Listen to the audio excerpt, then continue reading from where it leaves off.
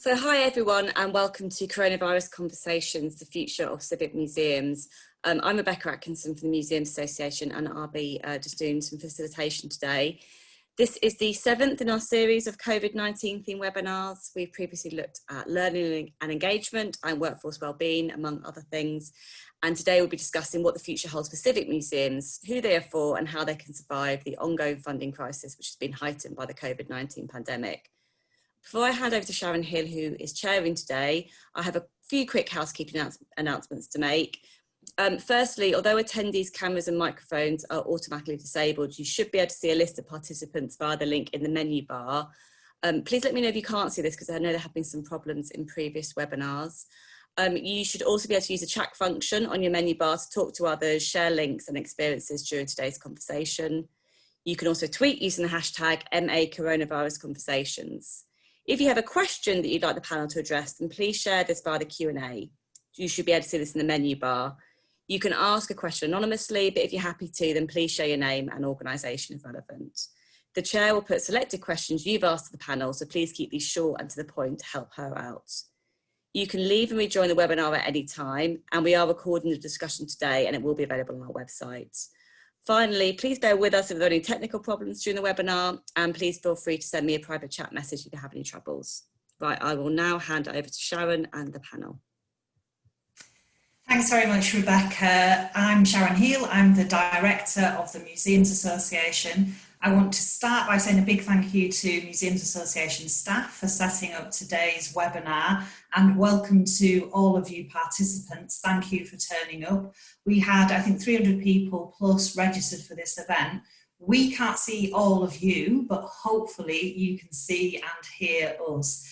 This is one of our series of coronavirus conversations, and as Rebecca said, today we're looking at civic museums. The future of civic museums is a really pressing topic. We're exploring what lies ahead and what challenges and opportunities there might be. But I want to start by coming up with a definition of what a civic museum is. So I spoke to Iain Watson, who is a member of the steering committee for the English Civic Museums Network, and we discussed a definition around museums being situated in a city or town with significant local authority funding and or collections owned by a local authority, and museums run by or operated independently on behalf of a local authority, and accidents of history. So some museums that may have a civic role but don't have that familiar governance. For example, Manchester Museum, which is obviously part of Manchester University, but has a civic role. So I'm going to ask the panel to reflect on a number of questions, and you will also get the chance to ask them questions. But let me begin by introducing our panel. Today we have in conversation Duncan Darman, who's the Head of Museums and Collections at Glasgow Life. Duncan began his career by training as a teacher and then swapped and joined the National Museums of Scotland, where he delivered the new National Museum of Rural Life in partnership with the National Trust for Scotland.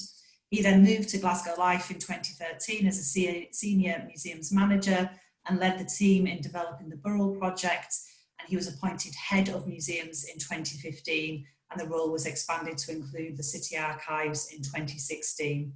Duncan says he's passionate about giving people a voice and that museums can, almost uniquely, help to deliver and develop a stronger sense of belonging and a sense of what rights individuals have within society. Reyahn King is the Chief Executive of York Museums Trust. Reyahn began her career as a curator of art and then head of interpretation and exhibitions at Birmingham Museum and Art Gallery. She went on to become Director of Art Galleries at National Museums Liverpool and Head of HLF West Midlands before joining York Museums Trust, where she's delivered a vision for York Castle Museum that enabled York residents to drive the architectural brief, and also led on the development of York's cultural strategy. She says she's passionate about bringing people together to develop visions for culture and about bringing BAME artists and contributions to UK history to the fore through programming. And finally, we have Iain Watson, who's the Director of Tyne Museums and Archives. Iain's initial career was in academic research in archaeological science. He became Director of Tyne Archives and Museums in 2010. Iain is also the Vice Chair of the National Museum Directors Council, a board member of the Association for Cultural Enterprise, and a steering group member for the English Civic Museums Network. He is passionate about making a difference and says if we don't do that, there's no point. The difference that we make can be as simple as providing somewhere dry on a wet day, or a civic museum encounter leading people to make decisions which significantly affect the course of their lives. So we've got a fantastic panel. I hope you're already thinking about questions that you want to put to this panel. I'm going to start by asking what the impact of coronavirus has been on your museum service and what you think that impact is on the wider civic museum sector. And if I can put that question to you first, Duncan. Thanks, Sharon. The impact on COVID has been very severe for our service, and in common with most other people, we closed our museums to the public on the 17th of March and sent our staff home on the 19th. As a consequence, we've lost all of our commercial income over that period, and probably commercial income for the rest of this year, and badly impacted beyond that. We've also incurred significant additional costs, both in moving towards reopening museums, but also in how we sustain those museums in the light of social distancing and the practical consequences of the pandemic. But I think in terms of the civic museum sector, it's something of a double blow. We've lost significant commercial income, and the prospects of that returning are pretty bleak, I think. So in our case, about 20% of our turnover was generated commercially. In addition to that, we were already facing significant reductions in local authority support as a result of ongoing austerity. The phasing was different in Scotland, so we suffered less severe cuts early on. So I think museums in England and Wales are somewhat further down the line. But in our case, about 45% reduction adjusted for inflation over the last 10 years, potentially a further 15% to come over the next 3 years, in addition to the 20% we've just lost through commercial income.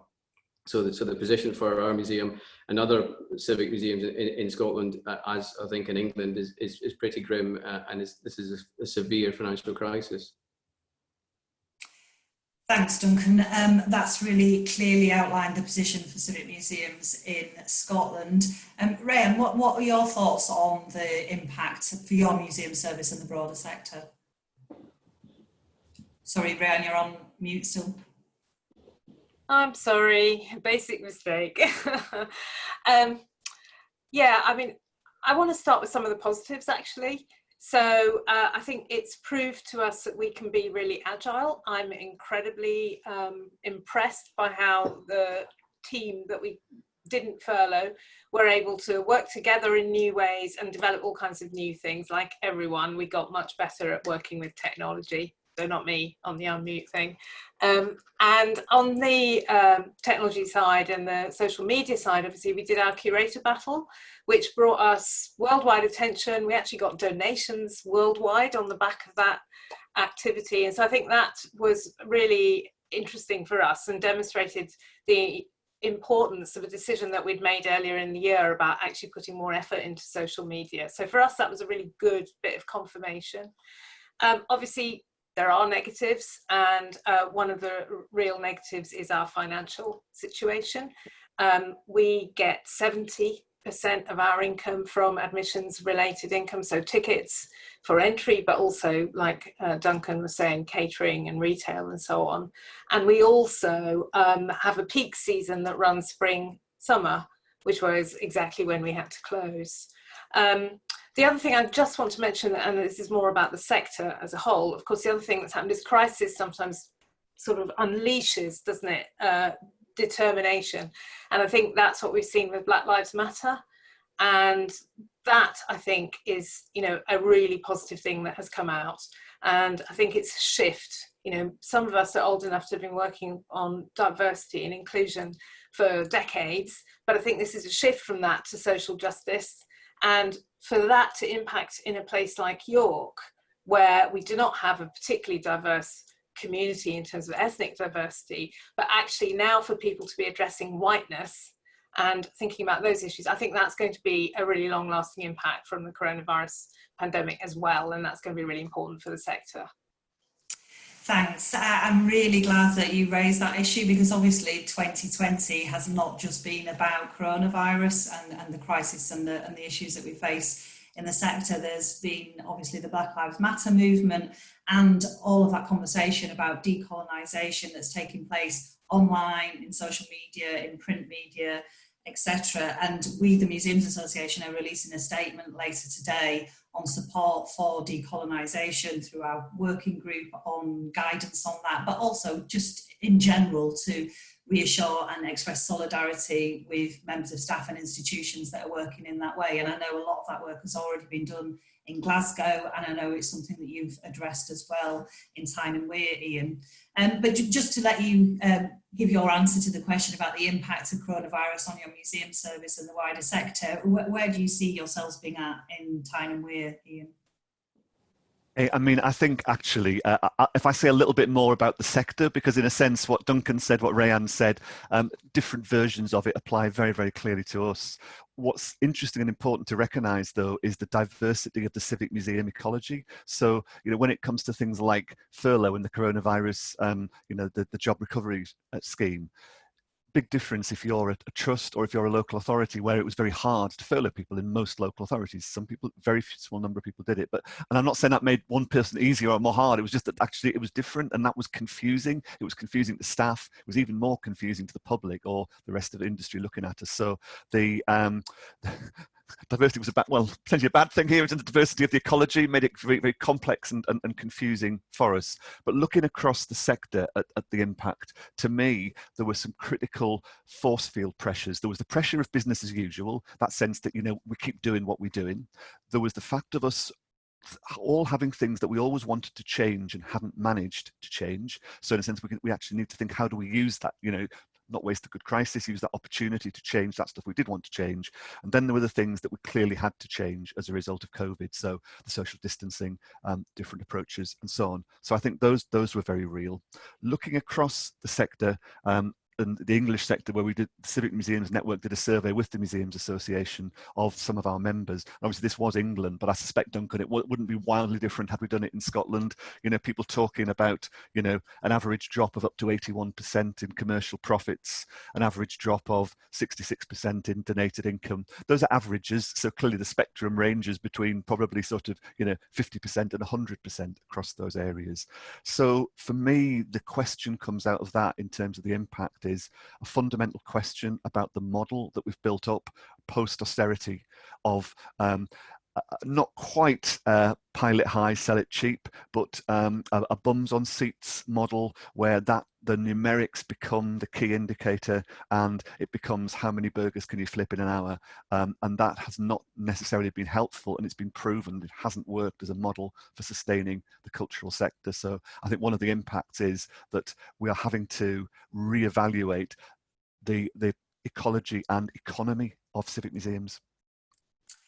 And I think, as with a lot of the things that we'll talk about over the course of this hour, that could apply to very many other types of museums as well. But we're just focusing on the Civic today, taking that point into account about the diversity of those types of museums. And I think your point, Rayan, is a really interesting one about focusing on some of the opportunities, because there have been opportunities over the course of the last 5 or 6 months. So Duncan, if I can come to you, what have you done in Glasgow Life and with Glasgow Museums to mitigate some of those impacts? It would be interesting to hear the kind of work that you've been doing during lockdown. Yeah, sure. So I think Reyann's point is well made. That actually staff have been incredibly inventive and effective at turning to digital provision. And we've got some great examples where people have been incredibly imaginative in producing content, and we've been able to get that out there, sustain some audiences and keep in touch with people, and that's been hugely valuable. And staff have had to acclimatise to this new digital landscape and make that work for them and make that work for their internal communication. And that's really positive, I think, for the future. We've had to take the usual steps. Iain mentioned furlough. So we're in that slightly, as an arm's length external organisation, we did furlough some staff, but we were slightly constrained by the concerns of our major funders. So commercial retail staff were furloughed, not very many others. That's been helpful, but obviously it's coming to an end. We've had to start to reevaluate our business model and look carefully at the cost of everything we're doing, which we've gone through, as part of our cost-cutting process, but it does force us to think about how we deliver services and actually what do we need to switch back on to do that effectively. And I think that's important.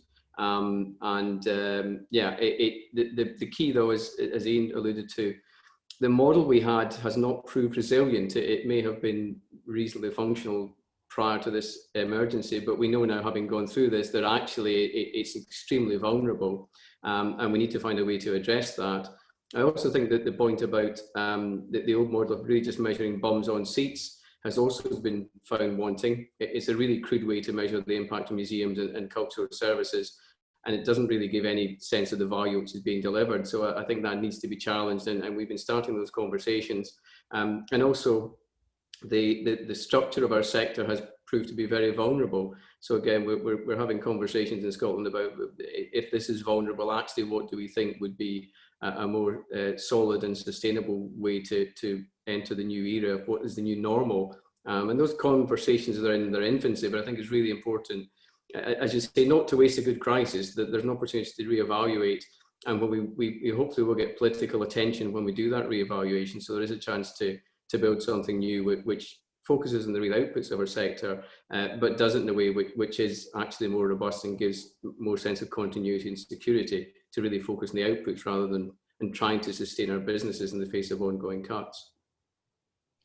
And that's really interesting, considering obviously there is a difference between England and Scotland in terms of impact of austerity and where the sectors are, but also across diversity and types of museums, even in this conversation, because Rayan, the point that you made about 70% of your income being earned income is not the same for other civic museums. So for you, what do you see as a potential new model for either your museum or the wider sector?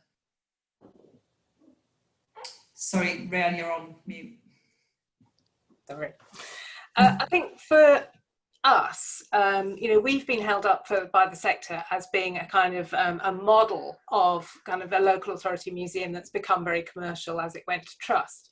And I think we knew before the pandemic that was an increasingly vulnerable model. So in a way, what coronavirus has done is just brought into much sharper relief some issues that we knew were already there. I mean, we're very dependent on the weather. In York, flooding is a constant issue.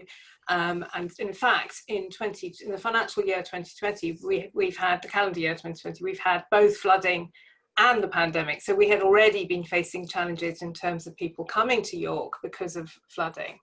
So for us, I think what I would say we would show for the whole sector is that actually across the sector, we need a more balanced set of income streams, and that actually having a high vulnerability in any one area is going to be difficult, because equally I look at local authority museums who are still very dependent on city council income, and you can see that there's going to be problems down the line there, and a bit like Duncan has set out. So it seems to me that some kind of balance is what we need. But I think there's a thing around civic museums. You gave a very sort of technical definition at the beginning of this seminar about what a civic museum might be. And I would argue that actually a civic museum is a museum that believes itself and behaves like a good citizen. And it's as simple as that. And I think what that means for us in York is that we have a close relationship with the council, even though we're no longer part of the council. And so I think being a good civic museum is part of the key for us for the future. So it's working with our communities to give them what they need. And in the case of York, that partly means working with them around well-being and all those things, but it also means bringing tourists to York and developing the sense of place. So I think for me, that thing about working with people to develop visions together for our culture is actually critical. That's more critical than us saying we can do X, Y, Z and trying to advocate from that position. I think especially in a smaller city like York, we actually absolutely have to work with people to develop the vision together. And I think that's an interesting point, isn't it? Because obviously York is a tourism hub. I know from what you've said previously, Duncan, that Glasgow museums are a real draw for tourism into the city of Glasgow. Iain, what are your reflections on what the future shape and model can be? I suspect, I may be wrong, that you're not as reliant on a tourism audience, and you've really focused, I know in the past, on local community work. No, I mean, that's absolutely fair. I mean, with 9 sites, the 2 that really attract tourists are the 2 Hadrian's Wall sites. So we have 2 Roman forts on Hadrian's Wall, and you can tell just by visiting them. You go into the car park in a normal year and you see the cars with all the European plates on, because obviously people can come across on the ferry straight from Amsterdam into North Shields. So there is a strong Hadrian's Wall tourism angle there, but most of our other sites are very, very much locally focused. So I think I absolutely take Reyann's point about the connection to the citizen, the fact that it will be different at different sites. If you are in a core city, you are in a historic city, you are in a small town, it feels very, very different. Some of the sort of post-industrial towns that we're running museums in, it's very different. We've seen that challenge to the high street where Marks and Spencer's has gone, Debenhams has gone, Thornton's has gone, Topshop's gone. All those things that were the anchor institutions on the high streets have gone. So the museum may be left as that anchor institution, and that's that development. As we've seen some of the civic infrastructure as well as the commercial infrastructure on the high street erode, there is opportunity there. The challenge is how we fund that. And I think one of the interesting things is, for a lot of years, museums have used cultural funding to actually support public health and social care outcomes. Now, obviously, we know the crisis there is in public health and social care funding, but equally, if that's the outcome that's being delivered, that needs to be tied back to an input. And this is some of the area where I think, we need to join up more with the work that's being done around, cultural economics, the work of people like David Throsby from Macquarie University. There is some really interesting thinking out there, and there's an opportunity for us to get together, particularly as civic museums, and explore what that could be. I haven't got the answer to where the magic money tree is, but we need to be asking these questions and having the conversations. How do we join up more effectively with local enterprise partnerships? I know this is an England point, but we look across the country, and again, we've done some work through the network. There's some areas where museums are working really well with local enterprise partnerships, other areas where people have found it much, much more difficult. So I think more joined up, more conversations like this, more sharing of good practice has to help. Definitely. And whilst there might not be a magic money tree, then money has been found for other sectors to drive people back into town and city centres, the Eat Out to Help Out scheme, for example. And money has been found for emergency funding for the cultural sector and for recovery funding across all nations. So that does lead on to the question, what strategic response do we need and want from stakeholders, funders, and those that are leading the sector? So I know we've had some conversations about this very recently in Scotland, Duncan, about a strategic approach to the future of, well, all museums, but let's think about that and what that means for civic museums. What do you see on the horizon? What would you like to see from funders and stakeholders? I think what I would absolutely like to see is a strategic view taken. So the Civic Museum sector in Scotland, the museum sector in Scotland has never had anything like Renaissance in the regions. So there has been no central government strategic investment. Local authority museums have historically been entirely funded by local authorities, independent, and the national was separately funded directly. And so that has had an impact on the sector. The sector, all of the elements operate separately. I think we need to look at what infrastructure the museum sector in Scotland really needs to be robust in the future, and that discussion has to take place.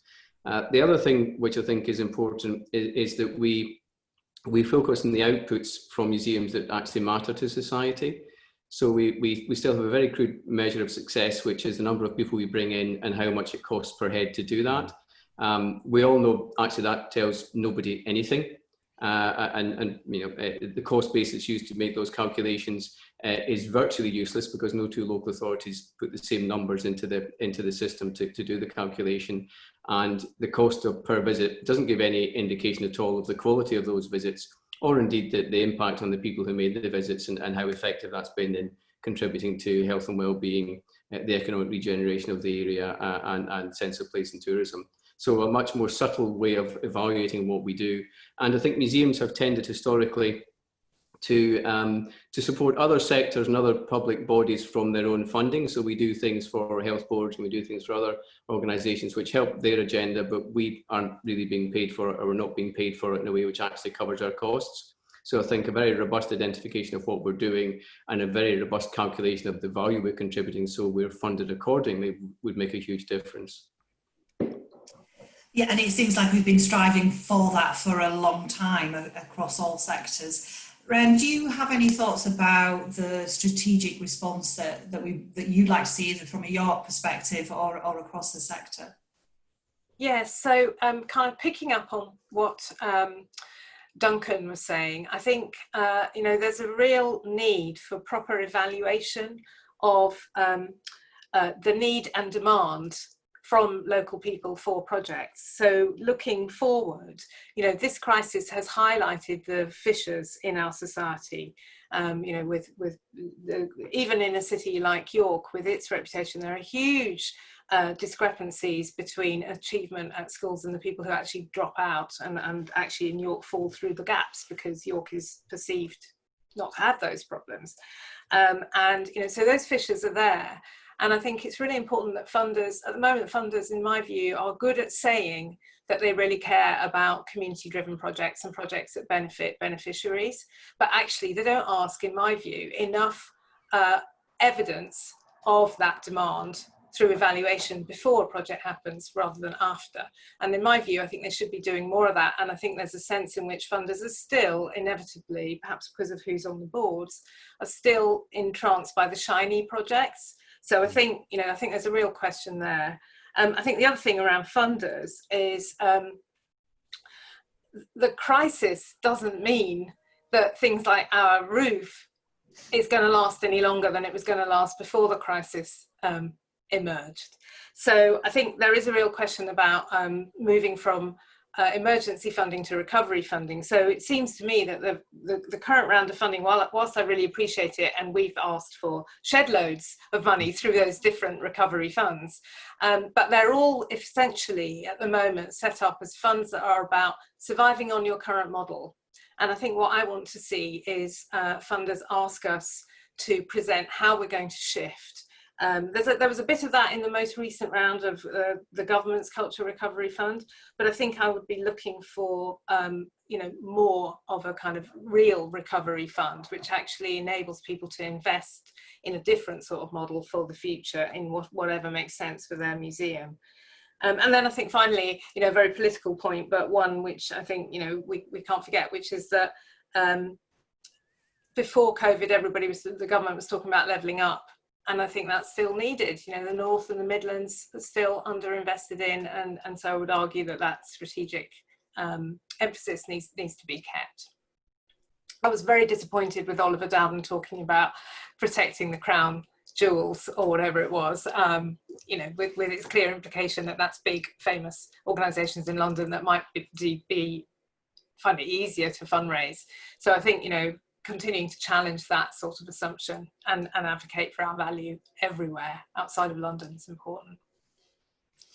Brilliant. So there's some really good stuff there, that we need a strategic response, whether that's at a national Scottish or English level, that we need capital investment in what we've got already.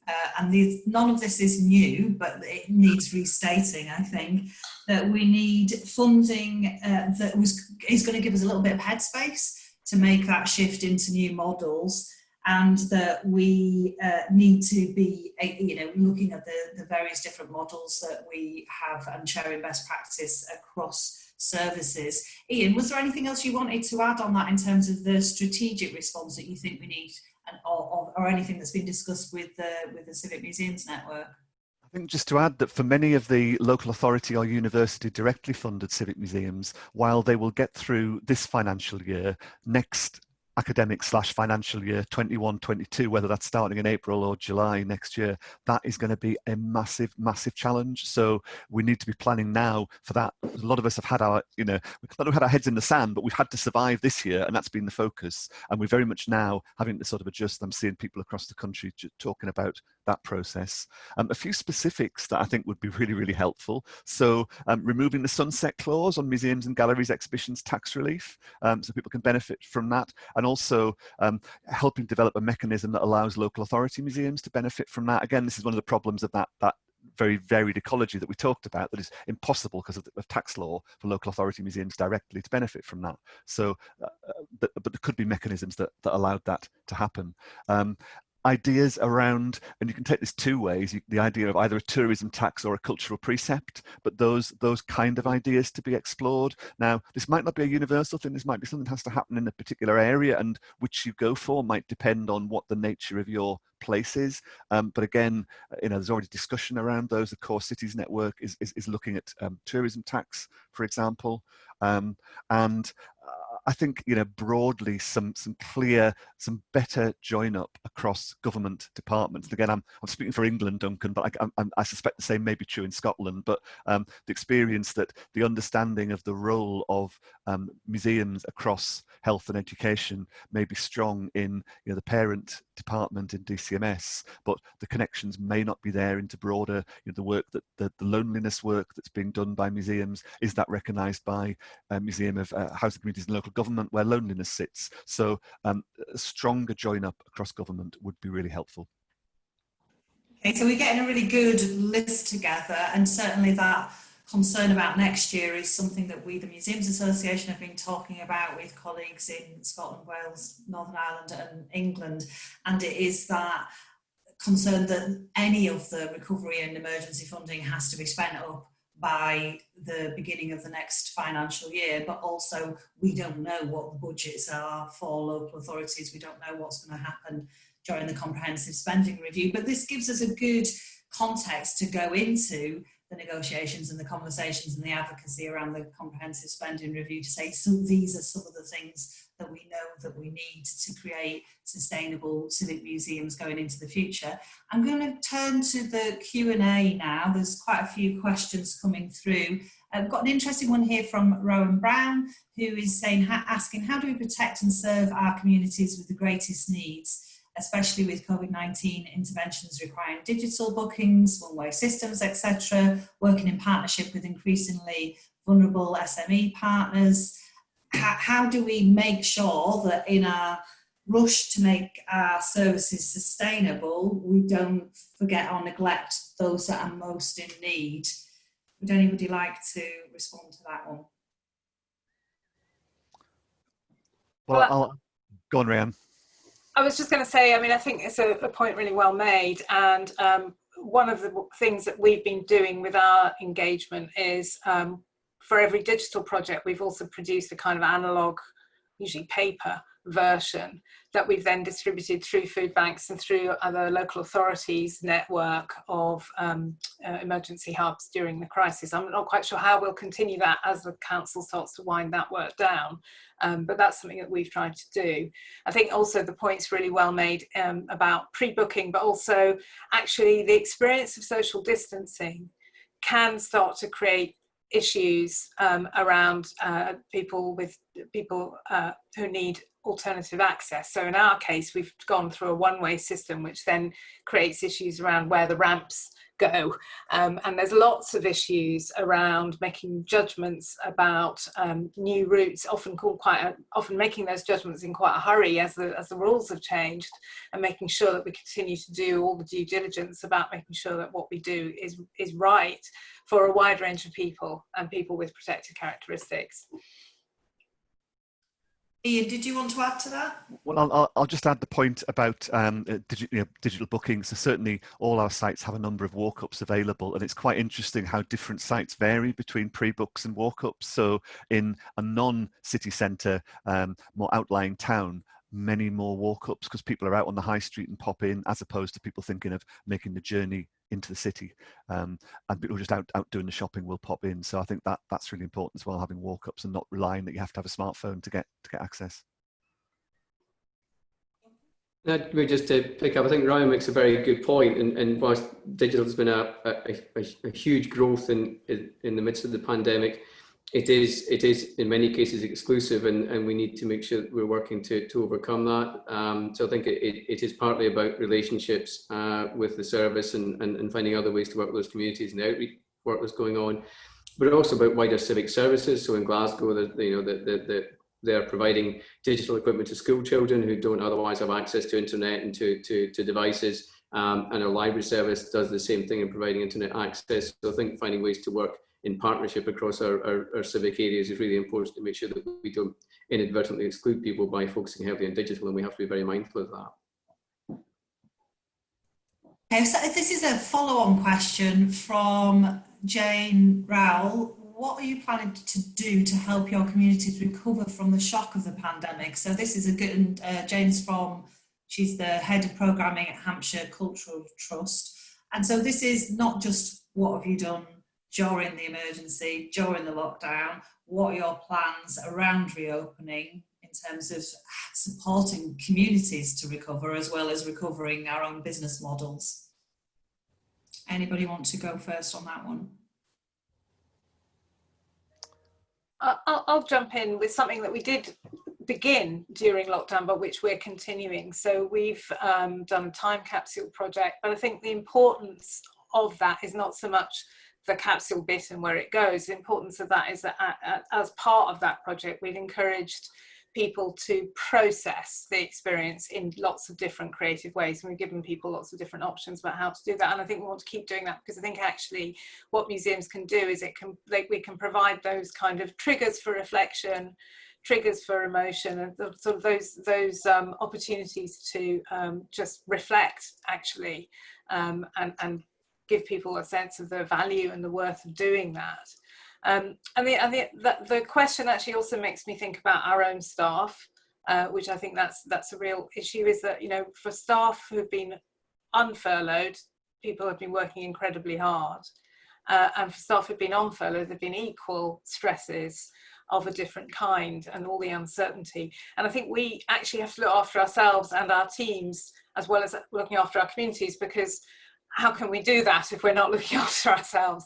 So I think, you know, it's a really difficult time for museums, and, you know, certainly my museum facing redundancies. So I think, you know, we have to have compassion for ourselves as well as for our communities, and really make sure that we've allowed enough scope for that to happen. I guess it's that thing that we're all very mindful of, that people make museums, and that's staff on the inside and volunteers and trustees and the people who we work with as audiences, and those that we want to encourage to come in and outreach. Any other thoughts about the kind of way we'll support communities to rebuild and regroup after this pandemic? Iain? I mean, I think it's continuing the good work that we're doing, as kind of Reyahn said. So, for instance, one of the projects that we've just managed to get back going again is a project called Pea Green Boat, which is working with refugees and asylum seekers, supported by our community foundation, to help them provide tours around the museum for other refugees and asylum seekers. So it's that lived experience, speaking to lived experience, rather than us talking to or at them, which is a lovely project. So we've just been working through how you do group work with socially distance, which I know a number of people are doing at the moment, and we're in the throes of the risk assessments around those. I think it's also interesting thinking again, it's back to that point about the KPIs and the bums on seats as to how you do your focus. And if you think of the model that some social care services are developed on, where you've got a universal service, anybody can walk in, you've got a targeted service, and then you've got the very high intervention specialist service. Well, we're probably not going to be developing those specialist services, but how much of your resource do you allocate into the universal and the targeted? And we know, I mean, the previous work we've done, it costs about 7 times as much for a targeted intervention compared to a universal intervention. Very rough figures, but obviously if you spend the same amount of money, you're going to get 1/7 of the visitors, but you might get 14 times the outcome or the impact. That's the thinking that we've got to put behind this, to me. And that really does play back to Duncan's point about rigorous evaluation, knowing what our baseline stats are, understanding what our impact is, and developing those ways of evaluating and valuing the work that we do. Just to turn to some more of the questions that are coming in on the Q&A, there was one on fundraising. So we know what the impact has been on commercial income and earned income. What are the prospects for fundraising for civic museums? I know all of you have had to work much harder at bringing that fundraising in. What do we see as the prospects? I mean, it's very different across the different areas of fundraising. So we're finding that individuals who are coming in are being generous. Individual visitors, and I think most people I've talked to across the country are saying similar things. Trusts and foundations, a lot of the money's been focused on the recovery, quite understandably and quite rightly, but people need, many of us have relied on that for our core operation as well as the recovery funding. That may not be there, and we need some of those funders to work with us around how we support that core function that needs supporting. In terms of sponsorship and business intervention, it is very, very difficult out there. We'd already seen a change, even pre-COVID, a change to a much more transactional approach of business funding. And yeah, hen's teeth is probably the best analogy I can give. Is it the same in Scotland, Duncan, in terms of fundraising for the trust? Yes, I think it broadly is. I would agree with Iain that individual donations are actually been very strong as we reopen museums. So people are obviously conscious of needing to support us. But I think that the general fundraising environment is clearly much tougher than it was prior to the pandemic. The other thing that's important is that even pre-COVID, it was relatively easy to raise money for capital projects and big shiny things, and extremely difficult to raise money for the dull business of simply sustaining the revenue costs of delivering a service. And that was a debate that was to be had prior to this. It's all the more urgent now. And I think that there does have to be a shift. The museums we have aren't delivered for free, and it's not enough simply to fund capital development, because that generally comes with increased revenue consequences. So there has to be a shift to, I think, recognising that revenue consequences need to be supported by diverse funding streams in the way that capital projects have been. And maybe there's a potential to build on some of the community capital that we have from a fundraising perspective. I know, Reyahn, that you've been incredibly successful in the past at fundraising in York. What are your sort of plans for future fundraising? Is it at that individual level, or is it a combination of that and going to the corporates and business? It's more around the individual and trusts and foundations. Trusts and foundations because they just generate, much larger sums. Individuals because that's building on our supporter base.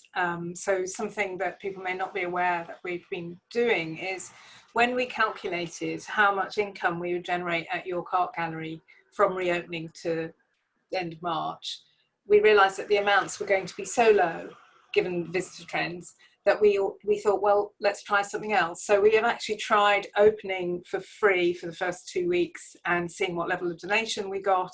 And now we're doing kind of suggested ticket price, pay as you feel for exhibitions, and with free entry otherwise. And so that's been really interesting as an experiment. And it's sort of like the adult conversation with our community. You would like us to be free, so how much are you going to donate? At the moment, it's about £1.85 per visitor. So we're using this opportunity to be really experimental and try lots of different things. What has been really good has been going to the public and being quite transparent about what our situation is. And that has generated hugely more in individual donations that are unrestricted. We've never had difficulties fundraising for things like, buy this wonderful silver bracelet that's just been dug up, or whatever it is, or this children's project. But actually just for core funding, that's been much harder to fundraise from individuals. And we've raised about £25,000 since April, since March, from individual smaller donations, just to support our basic running. And so I think there is real potential for kind of messaging that will improve our fundraising potential going forward. Yeah, and we've seen some brilliant examples actually up and down the country, haven't we? In Birmingham, I know they did a big crowdfunding appeal, and also had one of their lovely friends who did a sponsored walk around all of the museum sites in Birmingham. So there's something interesting in that, in what all you've said about returning to our core base of supporters for donations, but also talking really honestly about what the cost is of running a museum service. And if you want and respect the things that we're able to do to connect with communities, to tell different stories, to talk about decolonisation and links to empire and all the rest of it, you know, there's a cost attached to the expertise that we bring to that, whether that's expertise in learning and engagement or expertise in subject specialist areas, then, you know, that's worth paying for, and making the case that that's worth paying for. There's an interesting one here about, linked to that really, about how we work together as a civic museum sector to lobby government for structural change. That's from Helen Harstein from Royal Albert Memorial Museum. So a question there about, again, that sort of strategic response, and how do we work as the Museums Association, as individual museum services, better together to have a united voice to those in power. Well, I think we started, haven't we, Sharon? I mean, we've had quite a few conversations over the past couple of months with National Museum Directors Council, Museums Association, English Civic Museums Network, and we have engaged certainly DCMS, Arts Council, Heritage Fund in some of those conversations. Now, clearly there's a lot to do, but actually there is a degree of join-up going on out there. There are conversations, and we are doing advocacy, and obviously people are now starting to think towards CSR and how we get that messaging in around CSR. And I think obviously that question does reveal that not everybody's in that conversation, so maybe we do need to, as we've discussed, get something more broadly out into the sector. I mean, Duncan, we have the Advocacy pop-up group, which is working in Scotland. Do you want to just say a little bit about what we've been talking about in terms of advocacy in Scotland? Yes, it's a very interesting point. I think one of the problems for the sector in Scotland, and I think maybe to a greater extent than in England, is that people don't know where to go to talk to the museum sector, and consequently we tend not to be taken, if not taken seriously, but we tend to sometimes slip off the agenda. So the work we're doing with the advocacy group and MGS is pulling that together. What's been really interesting, one of the unexpected benefits of this pandemic has actually been a much greater level of cooperation and much more talking in the sector. So we're seeing much more people getting together, comparing notes and actually debating what the real issues are. And I think from government's perspective, certainly in Scotland, a much clearer sense of where you might go to have conversations and to find out what's really happening. So that could be a benefit from this if we're able to maintain that momentum. But certainly that has been a problem for us in the past, and I think that reflects that lack of something like Renaissance, where there really hasn't been that conversation about the whole sector. It's tended to be very fragmented. So there's some very specific questions coming in. For example, how do we get to join the English Civic Museums Network, or is it invite only? Which we can address some of these outside of the webinar, so don't think I'm ignoring your question if I don't put it to the panel.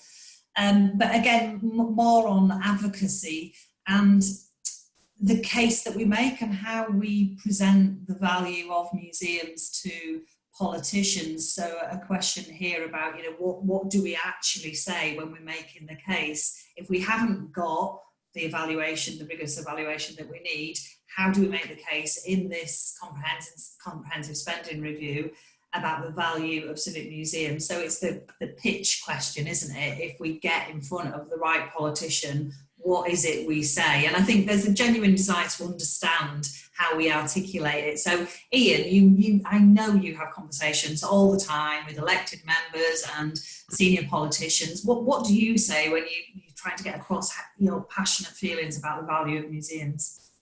I mean, it has to be about researching the person you're speaking to and working out what is important to them. So if it is your LEP that you're talking to, and you know that tourism is going to be what they're talking about, then you're looking at those stats of, we had a comment earlier on the chat I saw from somebody saying, 50% of visitors to the town come specifically to visit to the museum. Lovely stats. That's what you're going to go with in that conversation. If you're with somebody who's got a passionate agenda around loneliness or homelessness, what you're going to be talking about is that specific little project with those 6 people that you've done around that and the impact it made on those people's lives. It's going to be that anecdotal story. At the national political level, I think there is something big around, that's much bigger around the overall cultural value and cultural impact. And there is a team in DCMS, again, sorry, England, but I'm sure there are parallels, that are actually looking at the economics of the broad culture sector. Obviously, there's really good work being done in the natural environment sector. So those stats like, if you live within certain distance of open space, your health is better. That's really got traction with government and with funders. We need to have more of that rather than just a specific arts and prescription example. We need that understanding at the big macro level. And so I think it is incumbent on us, as we're starting to do, to work with people like those economics teams in DCMS to get those messages across. Cultural value, how can it be expressed at that high level and get that message understood, so we're not having to keep doing and keep repeating evaluations that are not telling us anything new or different and aren't necessarily cutting it when it comes to government, who want to see things that fit with Green Book, and that work is being done in terms of Treasury Green Book level evaluation. So I think the more support we can give to that and the more join up and connections we can make with those people, the better. Duncan, what's your pitch when you come across senior politicians? I think that the thing I would add that we're working on currently in Scotland, as you know, is just to align what we say about the sector with the cultural strategy and with the national performance framework. So when we talk to government, we're making it really clear that the museums sector actually meets the objectives that government have set. And the Scottish cultural strategy, which is very new, is, I think, quite a comfortable document for civic museums. It talks about exactly the things we always do, maybe more challenging for other parts of the sector. So it's a good opportunity, given the government are interested in what we can deliver, that we demonstrate that's what we're delivering, and they're really clear that we're a mechanism to achieve those objectives. So that's interesting, isn't it, Rayan? If I can put this to you, we know in England there's a certain agenda from government, as referenced at the beginning of this conversation. How much do we stick to the values that we have and the vision and the mission that we have for our museum service and for what museums can deliver, and how much do we tailor the message? Well, I think Iain's absolutely right. You do tailor the message according to what the person or the organisation's interested in. And I think what people forget with local authorities and politicians is that if you were approaching a funder or an individual, you would want to understand what interested them about your service. And I think it is actually similar. So, we've got real traction around our vision for York Castle Museum with the LEP, the North Yorkshire LEP. But I think it's also worth saying that in a smaller place like ours, it would be much harder to do, I think, in Glasgow, is we also got real traction for that vision through holding big public meetings. We're doing series after series after series of consultation, which were real conversations rather than consultation, and an ongoing linear process, not just sort of one-off questioning. And I have to credit Helen Graham at the University of Leeds for that process. But also, we consulted with 6,000 people, which in a city like York actually starts to have some traction with politicians, because it's no longer us telling the politicians that they're excited about, but we're excited about what we want to do with the York Castle Museum, but actually the people start to get excited about it. So I think there is something about building your supporters and enabling your supporters to be your advocates as well. But yeah, everything that Duncan and Iain have said, I agree with. And I don't think, there's enough space within the broad political agendas to be able to be true to your values. That's good to hear. So we're probably heading into the last 3 or 4 minutes of the conversation. I think it's been really useful. It's been useful from a Museums Association perspective to think about all of the pitches that we're going to put into the advocacy around the comprehensive spending review. I hope it's been useful for participants to understand how we might make the case, either individually or organisationally or collectively, for civic museums, and to understand a little bit of what future business models there might be. But I'm going to give you each the opportunity to come back with a sort of reflection about the potential of civic museums. So to end on a positive note, what do you see as the potential for civic museums over the next 5 or 10 years? And I'm going to come to you first, Iain. Okay, so I was looking, very briefly, I was looking at some stats this morning about cohesion in the country. The government just published its stats, and you may have seen them. So it showed that actually in the early stages of the pandemic, perceived cohesion sort of rose quite strongly from about roughly 25-28% of the population thinking we were united, through to I think 58 to 60%, but then it dropped quickly back down at the end of it. Now, so the opportunity for civic museums has to be to say, okay, well, a pandemic did that. Can civic museums help bring a bit more cohesion in society, be the space where people can have the conversations, can talk to each other, can explore, have some of the difficult conversations and not just fluffy conversations, but through that, can we get to some cohesion? That would be great to see, wouldn't it? Especially after some of the very divisive debates that have taken place on social media very recently. Yeah. Duncan, what's the potential for civic museums in Scotland? Glasgow has rebuilt itself from a devastated post-industrial landscape in the 1980s through to a city which is very heavily based on culture and had been extremely successful in that and moved from a rapidly declining population to a growing population and a very highly skilled population. So I think that demonstrates that culture and museums can play a strong part in doing so. We're going to have to do that again in response to a different crisis as a result of COVID. But I think museums are uniquely positioned to support that transformation of the local economy, but at the same time to try and make sure that people who are currently excluded are not excluded and are much less excluded, and that's something we can do. So I think there's a fantastic opportunity and a great job we can do. We need to make sure we have the structures in place to allow us to focus on that rather than having to focus on some of the more mundane issues of funding and management. Brilliant. And Rayan? Well, I think what the pandemic has shown is that culture is integral to our humanity. You know, where I live locally, every time we did the NHS clapping, somebody came out with their trumpet and the neighbour came out with their some other wind instrument which I can't name, but you know, and created music. And we've got all the NHS children's drawings and all those things. And I think that actually has demonstrated to the public themselves that they do value culture, even when people sometimes like to say they don't. So I think in museums, we should be thinking of ourselves in partnership with the rest of the cultural sector and actually advocating about the value of culture to humanity and to our futures as individuals as well as society.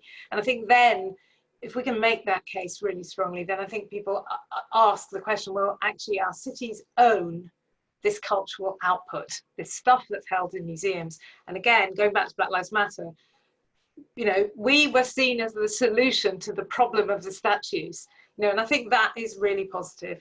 And we have to be more confident about stating not just stating the intrinsic value.